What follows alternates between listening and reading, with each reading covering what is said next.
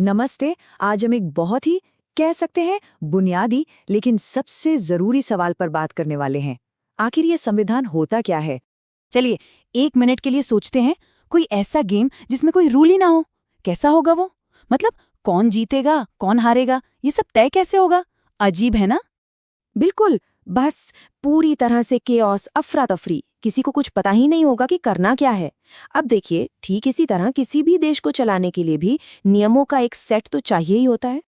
और बस यहीं पर एंट्री होती है संविधान की। इसको हम किसी भी देश की रूल बुक मान सकते हैं। लेकिन एक मिनट, ये सिर्फ नियमों की एक लिस्ट नहीं है। ये तो एक तरह से उस देश के मूल्यों का, उसकी सोच का आईना है।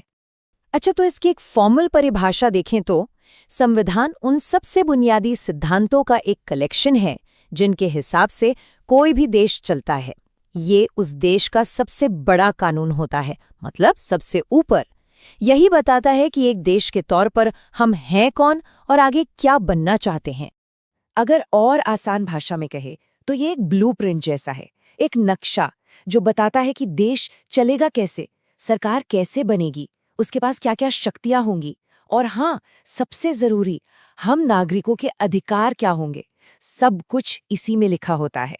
ठीक है, ये तो समझ आ गया कि संविधान क्या है, पर सवाल ये है कि भाई इसकी जरूरत ही क्या है? देखिए, इसका सबसे बड़ा काम है समाज में एक सिस्टम बनाना, एक व्यवस्था बनाना और हर एक नागरिक के अधिकारों को बचाना। अब जरा इन दो तस्वीरों को देखिए। ये दो अलग अलग समाजों की कहानी है। एक तरफ है बिना संविधान वाला समाज, जहां सिर्फ मनमानी है, अन्याय है, कोई स्थिरता नहीं। और दूसरी तरफ संविधान वाला समाज, जहां कानून का राज है, न्याय है और एक सिस्टम है। फर्क एकदम साफ साफ दिख रहा है। तो ये जो रूल बुक है, ये असल में करती क्या क्या है? देखिए, सबसे पहले तो ये सरकार की पावर पर एक लगाम लगाती है, ताकि कोई भी अपनी मनमानी ना कर सके। ये लोगों को उनके अधिकार देती है, जिसकी गारंटी होती है। एक स्टेबल सिस्टम बनाती है, और हाँ, ये भी बताती है कि नागरिक होने के नाते हमारे कर्तव्य क्या हैं। अच्छा, तो चलिए अब इस रूल बुक के अंदर झांक कर देखते हैं।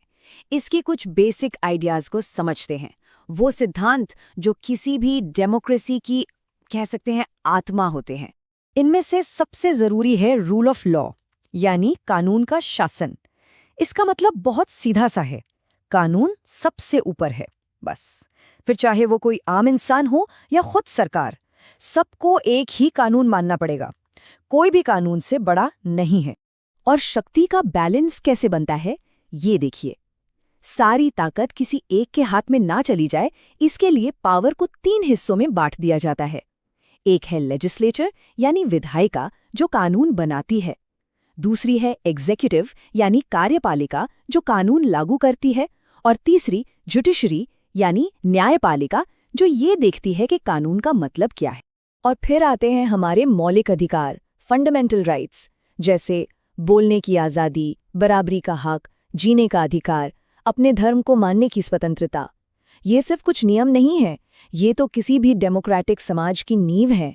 ये दिखाते हैं कि हम सब मिलकर किन बातों को सबसे ज्यादा अहमियत देते हैं। लेकिन एक बहुत ही दिलचस्प बात है जो हमें समझनी होगी। संविधान कोई पत्थर की लकीर नहीं है, ये सिर्फ कागज पर लिखे कुछ शब्द नहीं है। इसे एक लिविंग डॉक्यूमेंट कहा जाता है, एक जिंदा दस्तावेज जो वक्त के साथ बदलता है, सांस लेता है। इस बात को एक बहुत मशहूर कहावत में बहुत अच्छे से समझाया गया है। संविधान सरकार के लिए लोगों पर लगाम लगाने का औजार नहीं है, बल्कि ये लोगों के लिए सरकार पर लगाम लगाने का औजार है। क्या बात है! मतलब ये लोगों और सरकार के बीच का रिश्ता तय करता है। तो ये जिंदा कैसे रहता है? देखिए, समय के साथ ये बदलता है।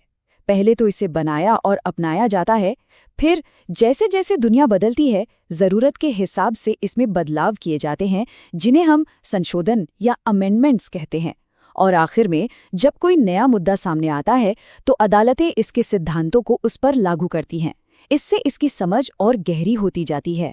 इसे बनाया ही ऐसा गया है कि ये वक्त के साथ खुद को ढाल सके, एक पेड़ की तरह बढ़ सके और आने वाली पीढ़ियों के लिए भी उतना ही जरूरी बना रहे जितना आज है।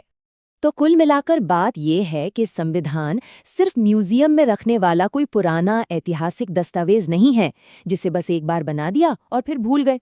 नहीं, ये तो एक लगातार चलने वाली बातचीत है, एक ऐसी कॉन्वर्सेशन जो एक पीढ़ी से दूसरी पीढ़ी तक चलती रहती है। और आज हर नागरिक के लिए इसके क्या मायने हैं, ये एक ऐसा सवाल है जो हम सबसे जुड़ा है।